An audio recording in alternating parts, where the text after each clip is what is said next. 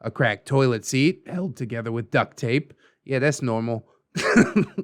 Better cover the sheet, JK. I'm not fancy. Hello, friends, and welcome back to ReddX, your source for the freshest daily cringe content anywhere on the internet. Promise, swearsies, it's just a fact, and it's totally science. Go ahead and look it up, please. Today we're diving back into r/LegbeardStories. Yes, indeed, that Stealthbeard saga all of a sudden has gotten like a little bit ahead of me, and I'm quite shocked.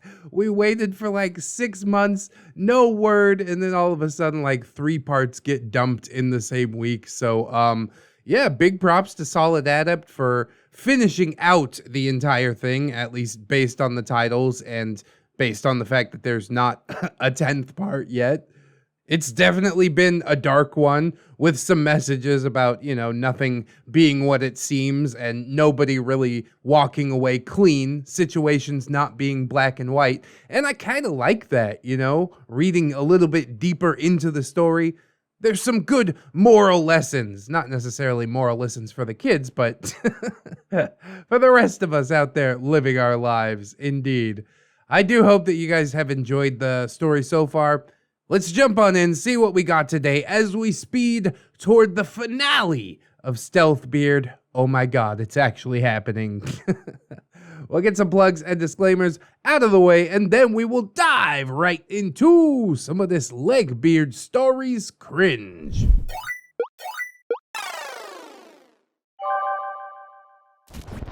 I should also mention to check out my podcasts. We got approved on Amazon, so now you can download ReddX podcasts on Audible, which is super cool. And we're basically everywhere else too. I'm going to update that little plug thing sooner rather than later.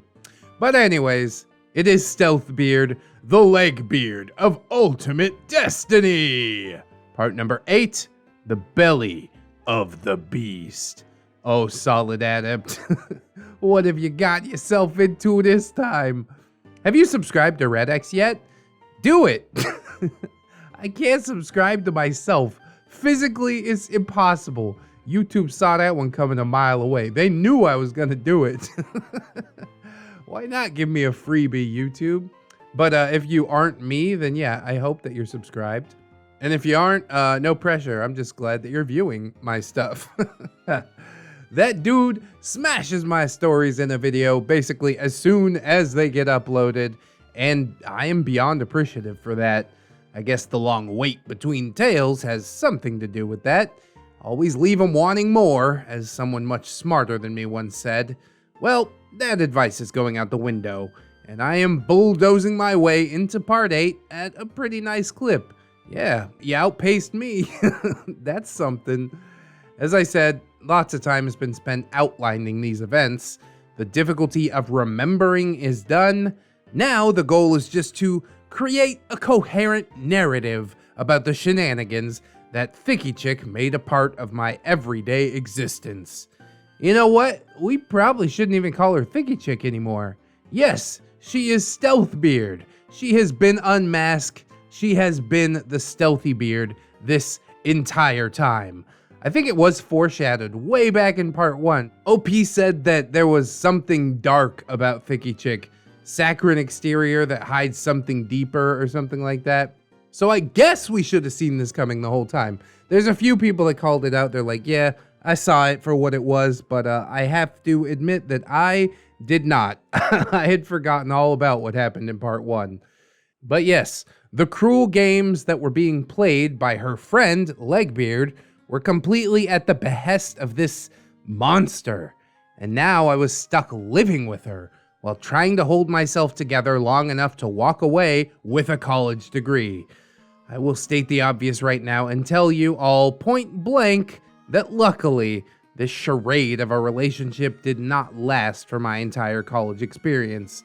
And when I finally broke free, the musty basement apartment that I managed to move into felt like a royal palace. Well, at least we know it might be over quick. We do know that OP survives. I don't want to say how bad could it be because it could probably get pretty bad. But yeah, we're getting ahead of ourselves already. let's go ahead and relive the heavy cringe that was being the live-in plaything of Stealthbeard, now SB. We got part 1, part 2, oh, part 3. Guess what? Part 4 is there too, and part 5, and part 6 as well. And then part 7 is the most recent one, which I did only a few days ago. But yes, these links are all in the description if you'd like to time travel backwards a little bit to visit the previous parts that aren't part 7. I think part 6 was like 2 months ago or something like that. It's been a crazy wait, but I am so glad to see you back, Solid Adept. You can also just change the last digit of the Reddit URL, which I didn't do on purpose, but yeah, it's pretty neato. So, to summarize, if you can't sit through OP's word salad or my ear salad, dude went clubbing with a legbeard, LB, and her friend, formerly known as THC for Thiccy Chick, now known as SB for Stealthbeard. OP freak danced on a male friend, that's TF or Trollface. A video was taken and used as blackmail. My head was shaved, makeup was applied. Another picture was taken. I came back the next day under the guise of setting up some social media accounts. My friend Trollface ended up roofing the Legbeard and slipped some into the drink of the Legbeard's friend, which OP indeed ended up giving to that friend. And he's caught a lot of heat for it, but I'll say again, I do appreciate his honesty in the matter. They both passed out, and I managed to find out that Legbeard was a cam girl. To ensure that she didn't opt for mutual destruction, I deleted most of the contents of her computer and her phone.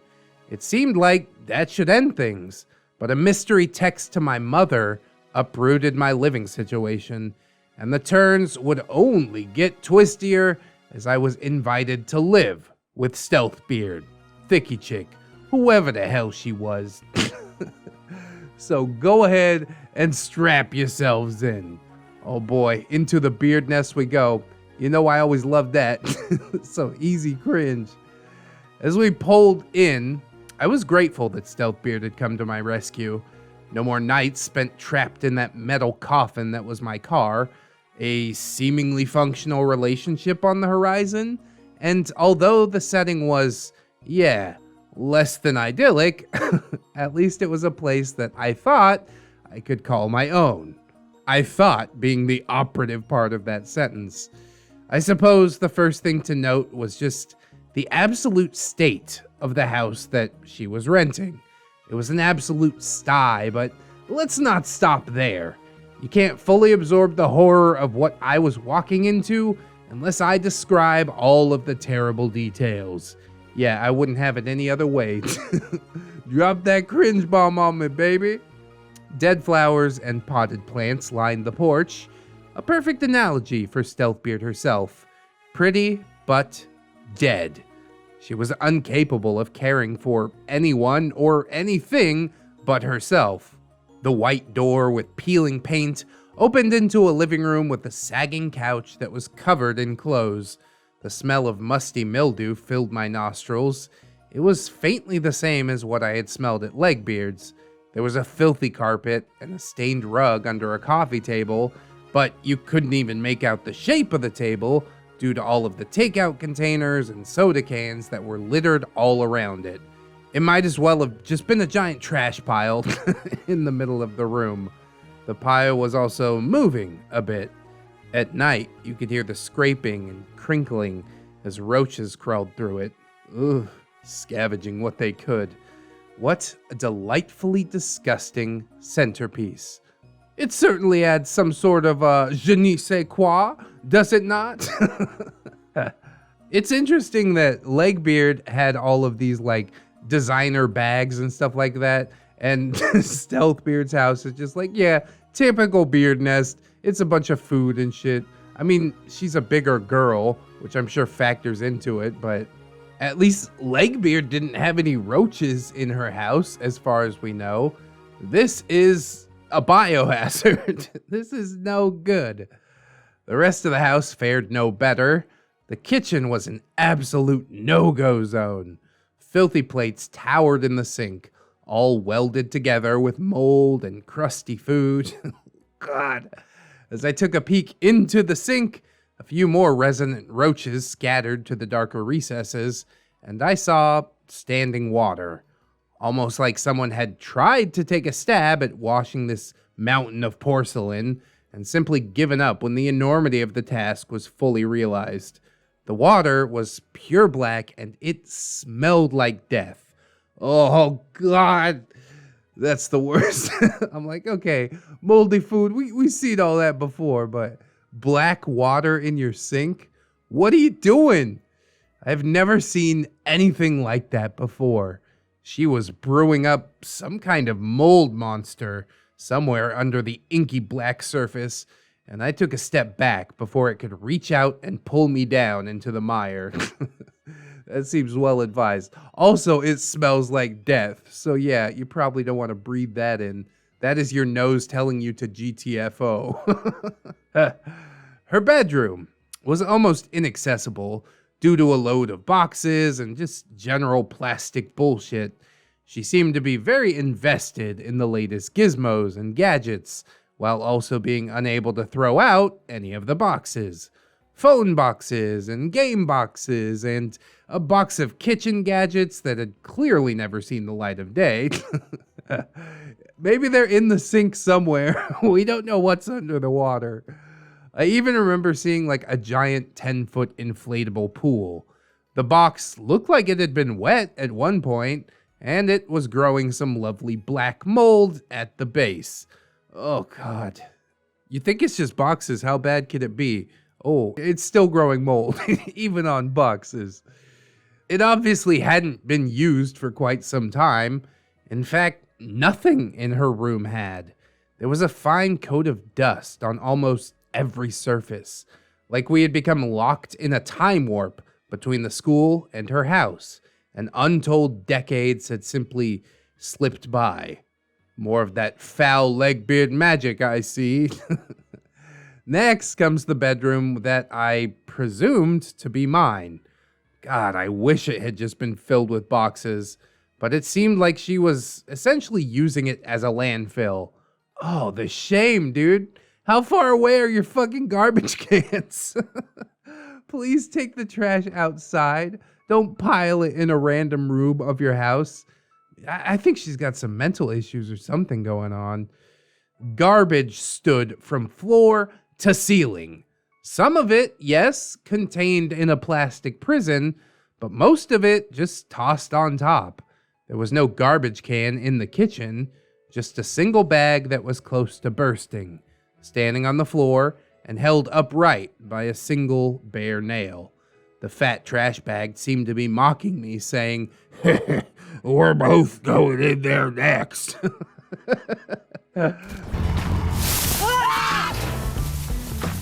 No, we are not.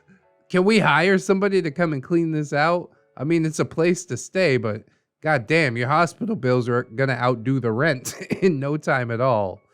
I'm sure that the mold and the insects of the house were holding nightly meetings in that cursed bedroom, planning the collapse of the entire house. And after a certain point, I was rooting for them. Turning this biohazard experiment into a pile of rubble would easily double the housing market for all of her neighbors. I have to wonder if, like, the landlord knows anything about this. He said that she's renting it, right? What the fuck? The landlord just never comes around or something? The bathroom was yet another horror show, though arguably not as terrible as the rest of the monstrosities I had seen on my little tour. A cracked toilet seat held together with duct tape. Yeah, that's normal. Better cover the sheet, JK. I'm not fancy. The shower, sink, and toilet, all quite a bit more yellow or green than white, but at this point I was simply glad that there wasn't more black mold there. One corner of the shower sagged suspiciously, and a few months into my stay, the waterlogged wood underneath would fall through completely. But at first glance, it was almost passable. Almost. Who fixed the fucking giant hole in the shower? I bet they just left it. They're like, yeah, that's what it is now.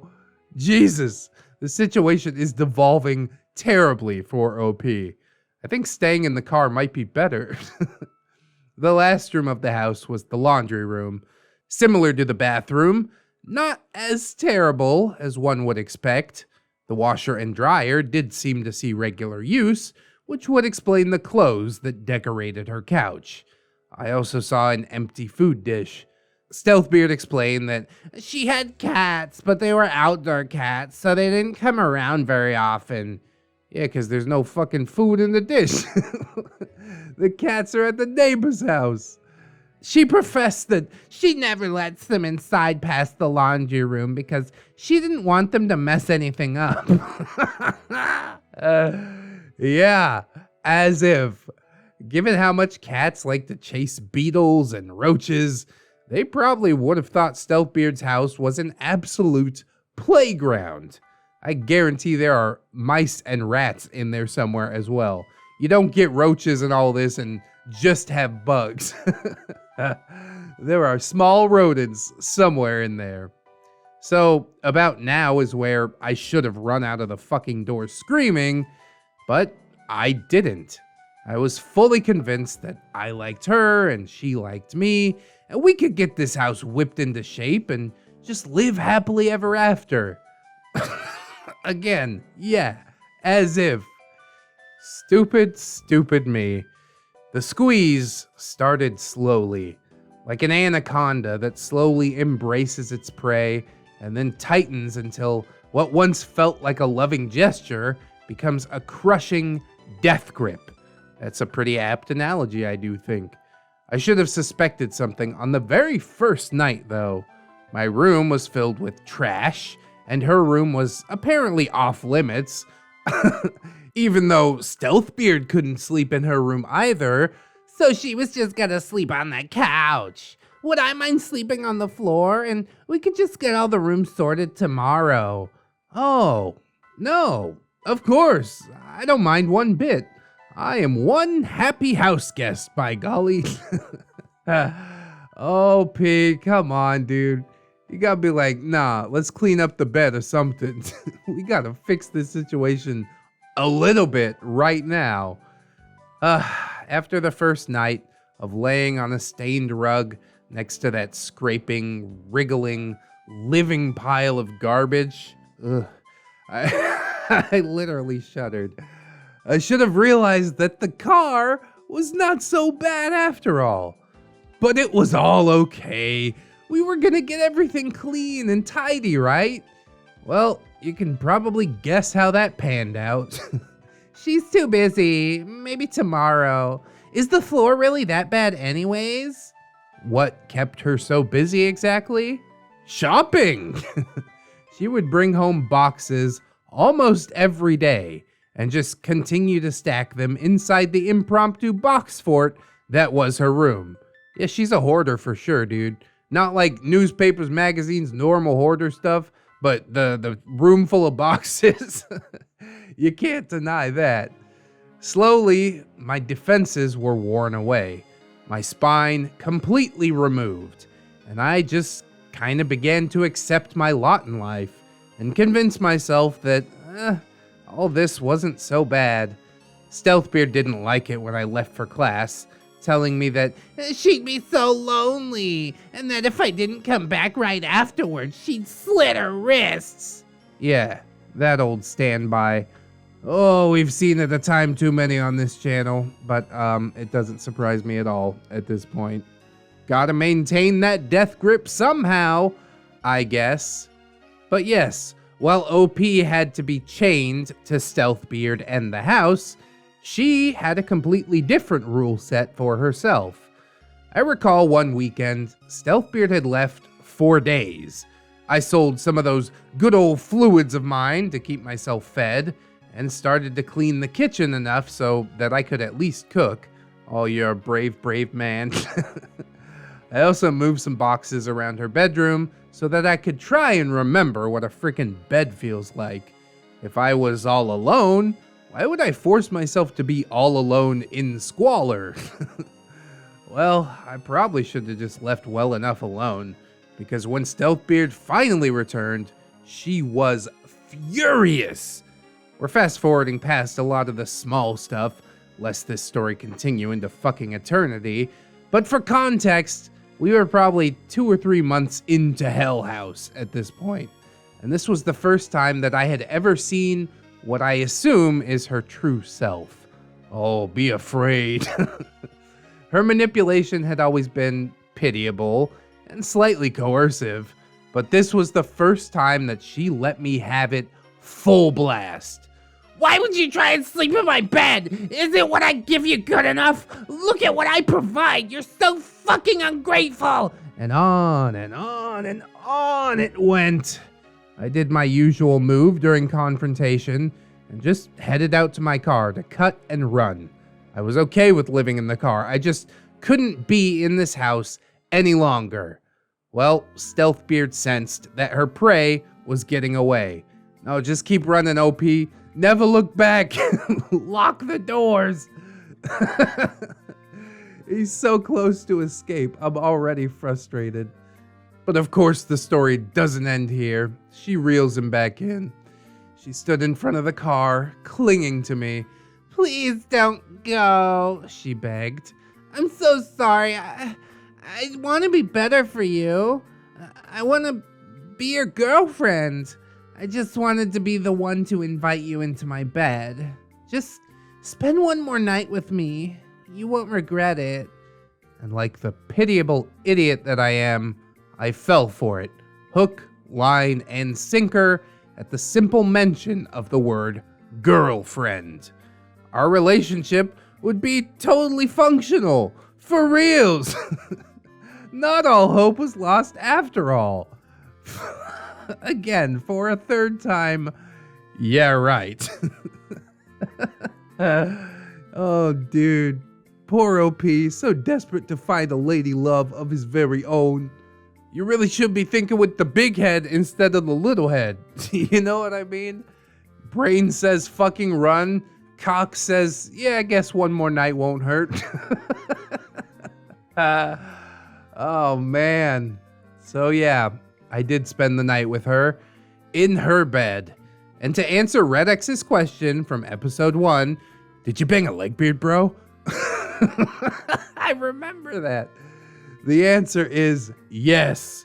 I banged a legbeard, bro.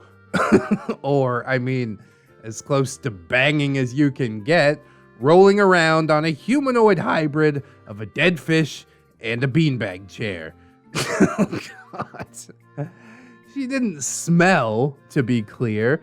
She always seemed to take care of herself to maintain her mask of normalcy, but she clearly did not enjoy sex. She would just lay there like a dead whale while I performed, quite badly given my limited sexual experience, and when I was done, she would just roll over with her back to me. No talking because she just wanted to sleep. No cuddling because it was too hot. She was 100% just going through the motions, figuratively, to keep me around.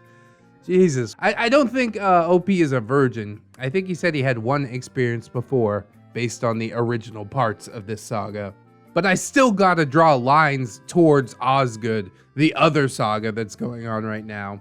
Say what you want about Laogra, she's horrible. But at least she fucked back. At least she pretended to like Osgood. Stealthbeard is just like, yeah, do what you gotta do. Now get away from me. This means you're not going anywhere, right? Because I made your pee-pee feel good? Great. Now fucking get back in your corner. Wow. I can't believe that OP would put up with all this. Why did she keep me around? Well, because I was moderately useful, I suppose. Imagine a dog that will rub your feet and fetch you water. A dog that'll drive to the store or a restaurant to pick up what you want to eat without asking for a scrap of it. One that can fix things around the house. Only when specifically directed to, of course. Oh, maybe OP fixed the shower when it fell apart. Or maybe a dog that can carry those heavy garbage bags out to the cans, which were only like 20 fucking feet away.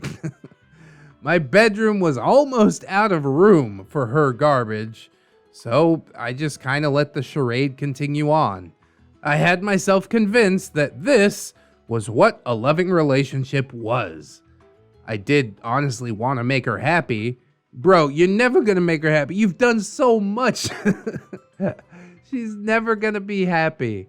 God damn it, dude. It's also like Unfortunate Naruto Headband's relationship is equally as abusive. Proof positive that abuse can happen to guys and girls. But yes, in the quest to make Stealthbeard happy, I asked the question that I regret to this very day. How can I do better sexually? I really do want to please you. The grin seemed soft, but was actually quite sardonic as she returned yet another question. Do you know what pegging is? Oh, God. Yeah, I did.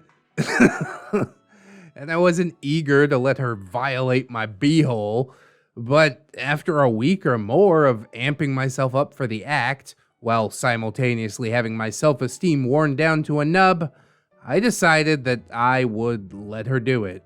Oh, God. OP didn't just bang a Legbeard. He got banged by a Legbeard. This has taken quite a turn.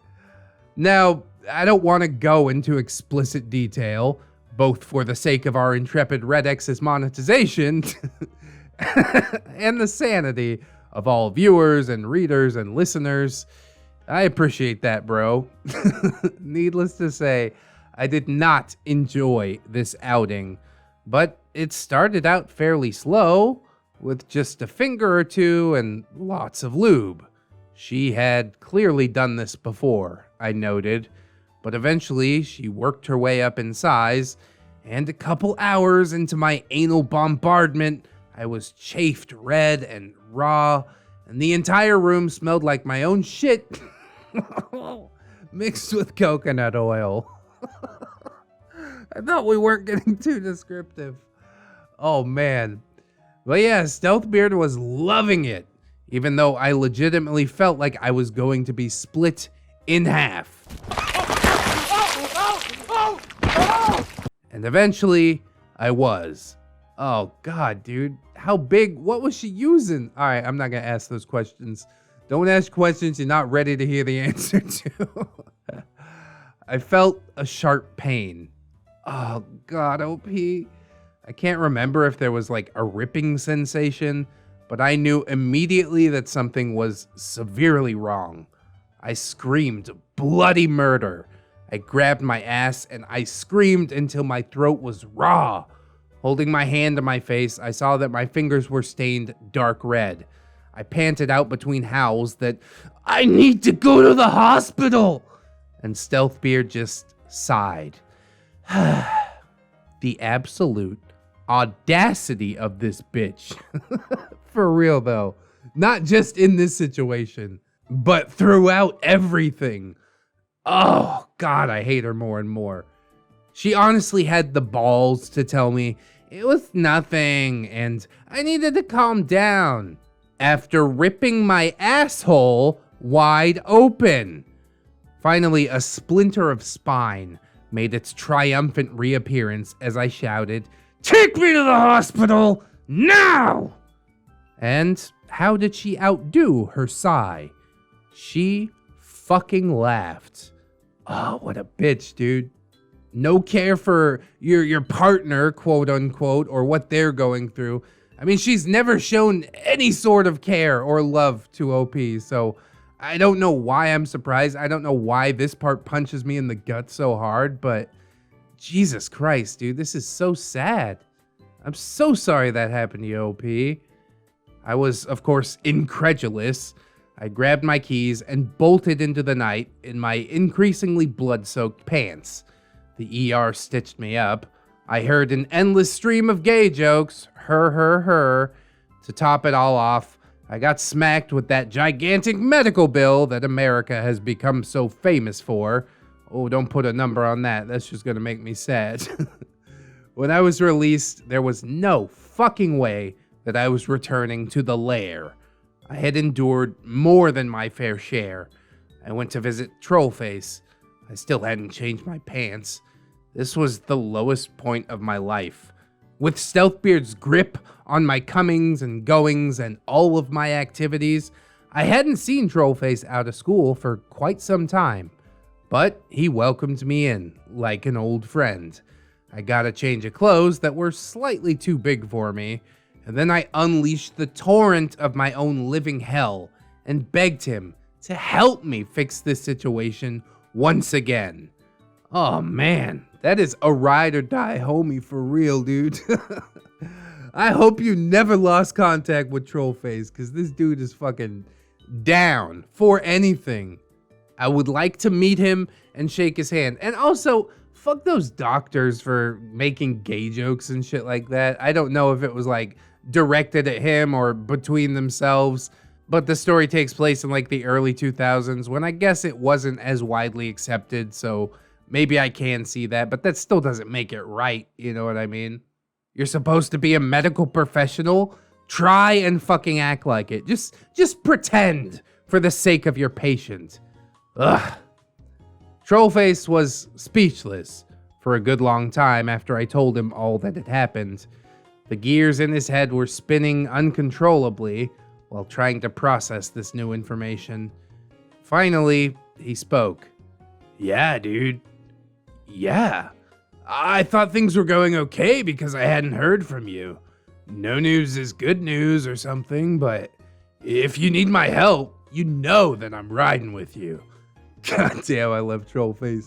He's a bit of an asshole every once in a while, but he's been likable through the whole story. So, Trollface started to lay out his plans and all the avenues that we might take for revenge. This wasn't going to be as simple as just slipping someone some drugs. We needed a third. And we had one. Both of us wanted to see Stealthbeard burnt to the ground, but for completely different reasons. As it turned out, Trollface had taken quite a shine to Legbeard over the previous months, and they were now dating. Or at least banging. On camera. A few times per week. What do you call that? I don't think that there's a word for that. As long as they're having a good time, maybe she's making some extra scratch from it, you know? Regardless, Trollface said that Legbeard also had an axe to grind with Stealthbeard and would be definitely willing to help us out. Not to mention, she knew all of her former friend's weaknesses. So we headed over to visit my former nemesis. Oh my god, dude, what a twist. I never thought that Legbeard would swap sides, but yeah, that's what a good dick down will do, I suppose. When the door was opened, Legbeard apologized to me immediately for what she had put me through and asked me to please come inside.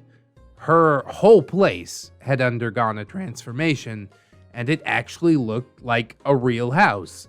I recognize now that some of the boxes that Stealthbeard had brought back to her house were actually boxes from Legbeard's. Ah, another piece of the puzzle, I see.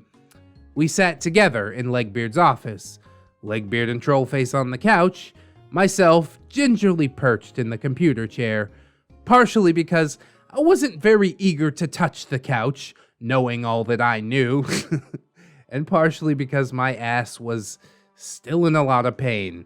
Fuck, dude. This is like the night before when all this shit happened to you. I can imagine the rage is flowing through OP. I really do hope to see Stealthbeard get burnt down in the biggest way possible.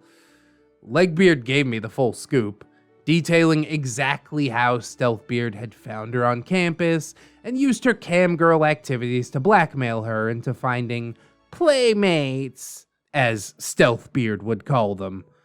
Oh god, how'd she find the camgirl site? I guess it's just putting two and two together. Had to happen eventually and just kind of happened to the wrong person, I suppose. God damn. And now I feel even worse about OP trying to play the camgirl card. If you had done it, then I doubt Legbeard would have ever gotten onto your side. So I guess it's good that OP or Trollface never spilt the beans to Legbeard. Or maybe Trollface did, but OP's unaware of it? What a tangled web we weave. Legbeard was forced to use a large portion of what she made as a cam girl to support Stealthbeard and all of her vices. Legbeard and Stealthbeard didn't know what would happen at the gay bar that they took us to, but she was told to be prepared for anything halfway compromising. It wasn't Legbeard's idea to take that video. It wasn't Legbeard's idea to shave my head or slather me in makeup. She was simply doing as she was told. I can't verify the legitimacy of any of that. It's what they said at Nuremberg, too. But she was cooperating with us now, and I was grateful for that. Despite the truthfulness of her tale, or lack thereof, the veracity of her tale, one thing was perfectly clear, and that is that shit rolls downhill, and Stealthbeard needed to be stopped at any cost. When I ended up slipping the noose, Legbeard decided that she would do the same. She straight up told her parents face to face what she was doing. Hell yeah, dude. Nip that in the bud. Take the hit. And then you have nothing hanging over your head. It's beautiful. That's the best play. Her parents objected at first, but when she wouldn't change her mind and threatened to cut them out over this, they decided to cope and tell themselves that, yeah, it wasn't too bad, because the internet did offer some modicum of anonymity. Thus, Stealthbeard lost her grip over Legbeard, and she was left to meddle all on her own. Although Stealthbeard hadn't meddled all that much, since she had now lost Legbeard as her cover, and of course, because she had me at home to act as her dog butler. His name is Barkley. Rub his chin a little under there. He likes that. There you go. Beautiful. There you go. So it is interesting that even after all of that, these pains that Legbeard and by proxy OP went through to conceal this camgirling shit, the parents were okay with it at the end of the day. Like, none of this needed to happen at all. Oh God, life is just so confusing. But Trollface was correct that Legbeard did indeed know all about the weaknesses and intricacies that Stealthbeard had let slip in the long while that her and Legbeard had spent together. She also knew why I was being specifically targeted by Stealthbeard. That's right, it's not just because I was in the wrong place at the wrong time. Stealthbeard and I have a bit of a history, apparently. She laid out all these strange facts, and we formed our plan to dismantle Stealthbeard and get her out of our hair for as long as possible. But we will need to get into all of that in the next part of the story. Aw man, I want to hear all about the destruction. Well, at least I know we're getting fireworks next episode. As always, thank you guys for reading or listening or whatever and hearing my tale. You can tell why the last few parts were quite a hard part of my life to revisit, but I am happy that we can all look back and laugh or cringe or, like, just sit in quiet contemplation of how fucked up humans as individuals can be, at least from time to time. The ending is certainly explosive, and I hope that you are looking forward to it. Keep yourself safe out there, and I will see you for the final part in my very next post. Honestly, part of me wishes that OP would have gotten into the nitty-gritty and really broken down just how psychological that this whole thing became. I only really understand what's going on because I've read so many Neckbeard stories before, and I do realize that at a certain point you start to sympathize with your abuser and you can't see any way out, and that's why he was so quick to run back to her when she finally ended up chasing after him in at least some sort of way. I don't know if OP experienced any type of abuse from his mother or anything like that. Maybe it was just like the complete neglect, lack of attention, although I don't know if their relationship has always been like that either. It's an interesting case to study for sure. He's definitely enjoying the attention from Stealthbeard, even if it is negative attention, because it's something that his mom had never offered him. At least that's my bubblegum fucking pop psychology armchair analysis. I don't have a degree in any of this. I just read a lot of neckbeard stories. But it's definitely interesting to bounce the ball about. I guess I could ask OP to elucidate a little bit more about what happened in that house, but what I'm really looking forward to the most is that big explosive ending that we've been promised, and it is posted, so within the next couple days, I will bring it to you. You can feel free to sneak into Tales and Neckbeards and check it out for yourself if you can't wait that long. I wouldn't blame you, honestly. I really got to hold myself back, too. But anyways, I do hope that you guys enjoyed this episode. If you did, I hope that you like, comment, and or subscribe. Maybe share it around. That is the MVP play. We've also got a bunch of links in the description, plugs, playlists, podcasts, if you're looking for something a bit different from the channel, and also my social medias, Twitter, Discord, Facebook, yes indeed, as well as my gorgeous, wonderful, beautiful, generous patrons over on Patreon. And I would like to thank them as I do every video, so thank you very much. Robert Waits, Baron Von Wagon Pants, Jarhead Jerry, Oorah, River Jerry, Rogue, TSM Kirby, Alexis Smith, Captain Clown Jerry, Honk Honk, Cinnamon Susie, Fire Drake, Giggle Jerry, hee hee, hey Jerry, Levison loves Jerry. Soon it's gonna be Levison Jerry. She gonna get married to a Jerry just like Princess Rosalie. Silent Revolver, Sergeant Jelly Donut, the Jerry behind the slaughter, watch out, Sundari Jerry, Baka, Princess Jerry, Aaron W, Anunnaki, Asian Persuasion Jerry, yeah, Assassin Pug Jerry, Bang Bang, Grizzly, Bailey Joy, Bearded Jerry, watch out for that guy. Becca Smith, Bitch Gremlin, Blade the Hero, hey, that's a new one, welcome my friends, Blameless Fish, Bloop Boop Jerry, Camille Sarah, Cherish Kitsune Commander, Jerry Tank, Dinosaur Nightlight, Disposable Waifu, Aaron Lennox, Grand Admiral Mr. Jerry, oh my god, Gypsy, Hadrian BR, Heathcliff, a pimp named J. Crisp, J.M. Coon, Jerry with an I, that is a different Jerry, the original Jerry, of course, Jerry, Jerry Satori, Jerry is more Jerry than the other Jerry. Here we go. John Hero, Sim Boofing as if your boofing is free. Kira M, Kitsakin, Lady Jerry Nix. This Monday, Lacey loves JoJo, Little Lone Wolf, Lord Lionel, Marble Jerry, who's much more beloved than ReddX by Mr. Jerry, even though he pretends to be a Grand Admiral. There's a battle going on in the Patreon usernames. Jacket's Rule, Vanilla Mel, Melgar the Destroyer, Mint Mirthful Baker, Magdala Marshall Thornrose, my boy Nat Nick, Natari, Nightmare Jerry, watch out, Origami Jerry, gotta fool them all, Phantom of the Pines, Jerrykins and Jerry Beth, Sidestep, Redwind, Rosemary Miller, Rouse Tower, Side Drinker, Serrated Ass, Staples Jerry, Stephanie Goodner, Side After Boomstick, Brilliant Tamago, Tapioca Boogaloo, Tato Ferret, Teddy the Bullies, 10-Ton Monster, Dad Dr. Bug, The 1-2 Fusky, Treeberg, Wilmax, you're a wizard, Jerry. Yet another different Jerry, Zero Blacktail, a normal Jerry, no longer right next to 211 Jerry, Hunter of Jerrys, Devourer of all things tasty, it's Tom. Oh my god! Why have you come?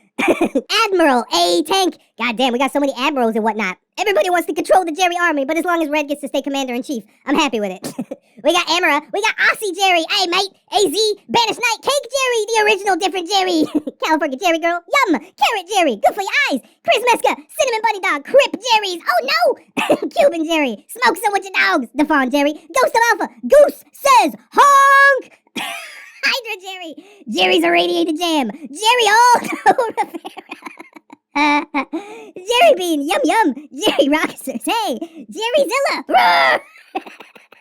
John and Doris, KJW, Kajow! Crafty Kitty Cat, La Peachy Jerry, ooh! Life of a Guardian, Little Land Woods, maybe next time! Midnight Sun, Milkfed Gimp, Miss Duchess, Naga Viper, Organic Cam, Princess Rosalie Jerry, congrats on the marriage, Ghosty, Ryga, Raptorite, Saints Blessing, Silurian King, Snary, that's Snom Jerry! Spoonie the Rogue, Steamboat Kelly, the Necro Jerry Con, the original Jerry who's not the original Jerry, the most different Jerry who might be the most different Jerry. And of course, Token Black Jerry.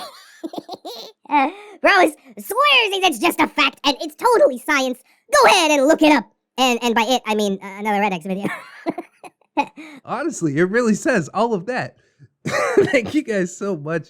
I definitely appreciate you guys supporting on the Patreon. Ooh. I hope some more people will sign up. We are looking at the end of the month now, but if you can't afford to do it right now, friends, don't sweat it too hard. I just appreciate you coming on through, hanging out with me, and I hope that you'll come on back and hang out with me again tomorrow. In order to do so, you need to keep yourself safe out there. Wash your hands, but also take some time out and do something that you personally enjoy today. Maybe like watching some more ReddX videos, if you want. Always remember, friends, that you are loved, you are worthy, oh so worthy, and you definitely deserve it. I shall see you in the next one. And until then, friends, bye-bye.